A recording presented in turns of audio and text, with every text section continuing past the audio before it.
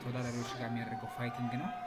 ያው ይሄ ልጅ በዓለም አቀፍ ደረጃ ቱር እያደረገ የሚገኘው አሜሪካ ነው የሚኖረው። ከአዲስ አበባ ተነስቶ አሜሪካን ፕሮፌሽናል ፋይት በማድረግ ያው ዓለም አቀፍ ዝና ያተረፈ በጣም ታዋቂ እና እንደምታዩት ፊዚካሊ ፊት የሆነ ስፖርተኛ ነው እና በጣም ፈጣን እግሩን እጁን የሚጠቀም ምርጥ ኢትዮጵያዊ ቦክሰር ነው ተወዳዳሪ ነው ማለት ነው።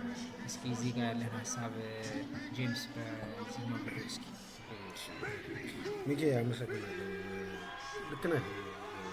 በትክክል ስራው የሚታመን አይነት ሰው በምን ትለየዋለህ መሰለህ? አሰራሩ በድርጊቱ ነው ብሎ ምናምን ቅርጽ መስራት አይደለም ነገር። ይሄኛው ቢኒያም በእያንዳንዱ ከስታንሱ ጀምረህ ተመልከተው ከፊዚካል ሂድ ቀጥል እና እኛ ጋር ስትመጣ አሁን በእርግጥ አዲስ ነው ናቸው እኔ ፋይቲንግ በራሱ ለመናገር አዲስ ነው። ትክክል። ያም ሆኖ ግን ሆነ ፕሪማቹር የሆኑ ነገሮች በጣም ይገጥማል። ለምሳሌ የኛ ሀገር ተፋላሚዎች ልናቸውን ማየት ይችላሉ። ሁሉንም ስም መጥራት ያስፈልጋል። አንዳንዶቹ ፈርጥጠውም ከሀገር ወጥተዋል መሰለኝ በሩጫ ነገሮች ወጥተዋል መሰለኝ። ከዛሬ ነገ ይደባደባሉ ሲባል ሲፈሩ ይታያል። ፊዚካሊ ደህና በርሚል መስሎ በርሚል ነው የሚመስሉት። ይሄ ማለት ደግሞ ምንድነው? መከስ የዚህኛው ጨዋታ ፍጥነት እንደምታየው በቃ ይሄ ቅልጥፍ ያለ ነው እያንዳንዱ ነገር። አያያዙም ተመልክ ግራብሊንግ አንድ የሚባለው ነገር ቴክኒካቸው ናቸው ናቸው። እኛዎቹ ዝም ብሎ ፉሌና ልፊያ ነው፣ ጥሎ መነሳት ምናምን ነው። አንስቶ ማፍረጥ ማለት ነው። አንስቶ ማፍረጥ ነው። ይሄ እያንዳንዱ ግራብሊንግ ሲስተማቸውን ተመልከተው በጣም እንደውም ይሄ የፈጠኑ ፋይት ነው። አንድ ፋይት ነው። አያ እንደውም አንድ ፋይት ነው። ስለዚህ እኛ ሀገር ከዚህ በኋላ ፋይተርስ ምን አይነት መሆን መቻል ይኖርባቸው። ከሰውነት ጀምረህ ምን ታደርገዋለህ? ሲቀጥል በባህሪ ደረጃስ ምንድነው ለወጣቱ አርአያ ነው? ምክንያቱም ሀገር ድሃ ናት። ሚሊየንስ በጀት አስታወቃ ወይ እንደ አትሌቲክሱ የሆነ ነገር ማያመጣል